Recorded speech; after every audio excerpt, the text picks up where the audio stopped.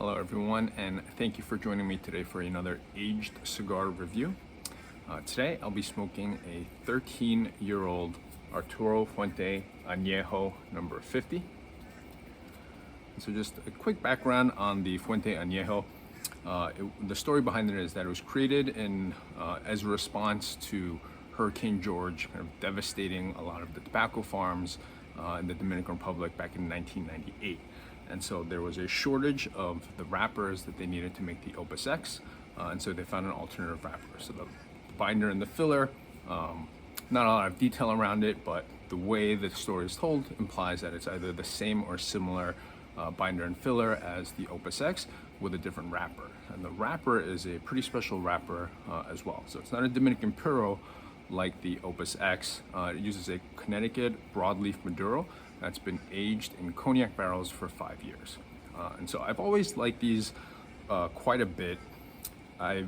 They're similar to the Opus X, so I think there is a lot of credence that it is a very similar or even the same blend outside of the wrapper. So it's similar, but a lot sweeter. And these are pretty good when they're young as well. A little more aggressive, bit of a powerhouse. Again, similar profile with the standard Opus X line, but quite a bit sweeter. And when it comes to aging cigars, when it comes to Cubans, consensus is pretty much that young, they're not that great, and they improve tremendously with age. When it comes to New World cigars, it's a bit more debatable, and I think that really comes down to preference.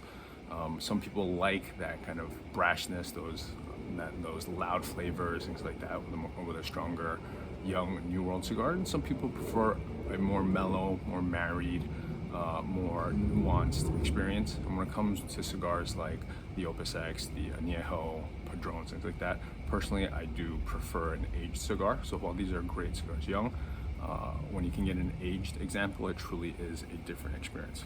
As I mentioned, this one is 13 years old now. This was around the Father's Day of 2012, and it's now July 2025. So just over 13 years. And again, the wrapper was aged 5 years already before being put on the cigar. So the wrapper on this thing is 18 years old. So let's light it up and see what we have.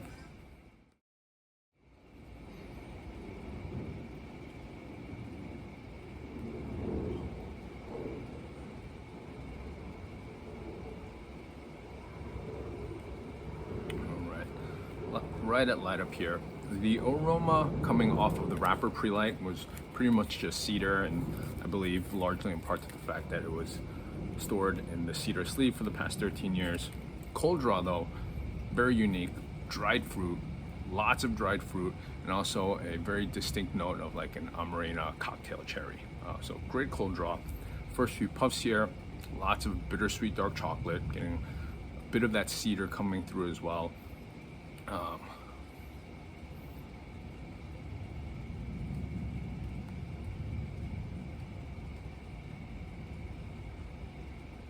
And just that typical Opus X like baking spice profile. So it's actually that spice profile is a bit punchier than I would have expected, having aged this for 13 years. It's definitely not as punchy or as distinct as it is when they're fresh, but it hasn't kind of mellowed out as much as I thought it would. Yeah, so it's very interesting that it definitely tastes like aged tobacco, but not as much as I would have expected. It's not as much change as I would have expected with the amount of time. So bittersweet dark chocolate, baking spices, a little bit of that cedar, and it's a pretty thick and viscous mouthfeel right now. I wouldn't say it's creamy, but it's just very thick and dense on the palate. So off to a good start. We're gonna enjoy this down to the end of the first stir, and I'll check back then.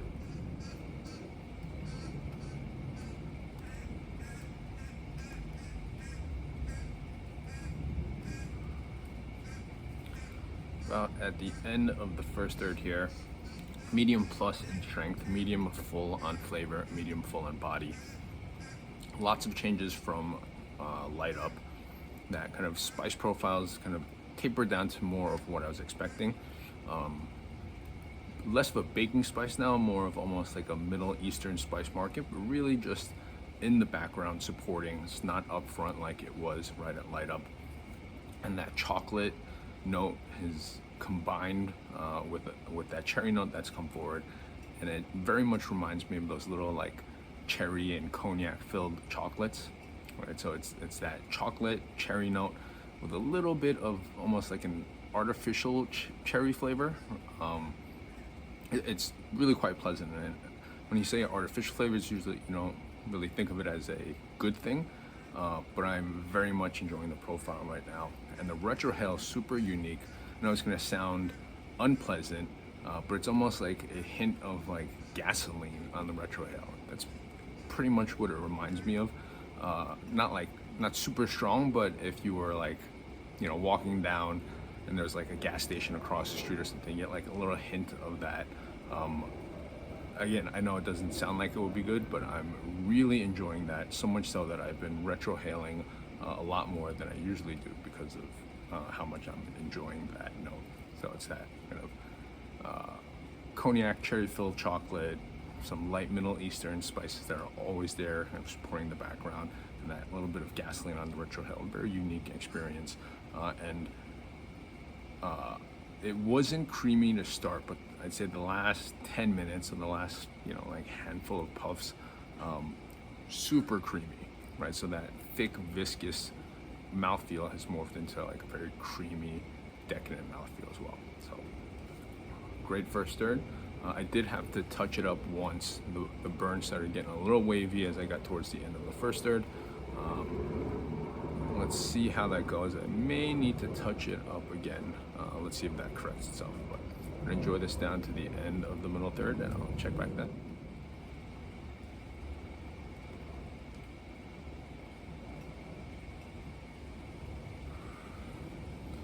But at the end of the middle third here, haven't had to touch it up again. The burn gets a little wonky, corrects itself a little bit.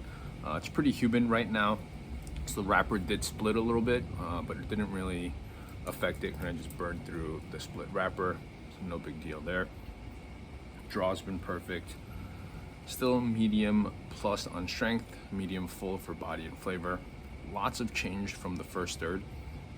That kind of fruity cherry note is pretty much gone. Chocolate is on the main stage. Thick, viscous mouthfeel, almost like chocolate frosting, not as sweet though, but distinctly a dark chocolate frosting type of note. And that spice profile has come a little bit more to the forefront, distinctly more of a Middle Eastern spice profile, like cardamom, nutmeg, things like that. Cedar's pretty much completely gone. Starting to get a hint of a generic nuttiness right now. It's kind of like right there at the fringes, so it may develop more, it may disappear altogether. We'll see, but again, very enjoyable middle third. Retrohale still has that almost like gasoline-like quality that I'm still very much enjoying. It's not as prominent as it was in the first third, but it's definitely still there at the end of the retrohale, and I'm loving it. Yeah, I'm gonna enjoy this down to the end, and I'll check back then.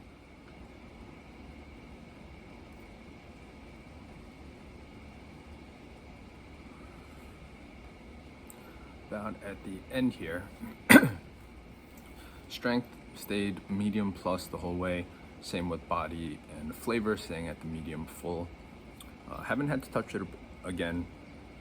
Burn line kind of straightened itself out and it's been performing flawlessly. Great draw. Lots of change again into this final third. Chocolate's still there. Now it's like chocolate is the first impression that you get, and then it kind of tapers quickly into a spiced chai latte towards the end, and then on the finish. Retrohale still get a little bit of that gasoline note, not as much as before. So it kind of started out strong, faded a bit in the middle third, and then now it's tapered off. It's just a subtle note in this final third here. Lots of transitions. Yeah, really like a cigar that takes you on a journey. Lots of nuanced flavors that come in and out. Lots of little minor changes in the spice profile. Thoroughly enjoyed this cigar. It has improved drastically with age, and based on the amount of flavors and the amount of complexity and nuance that I'm still getting, I feel like these still have plenty of aging potential left.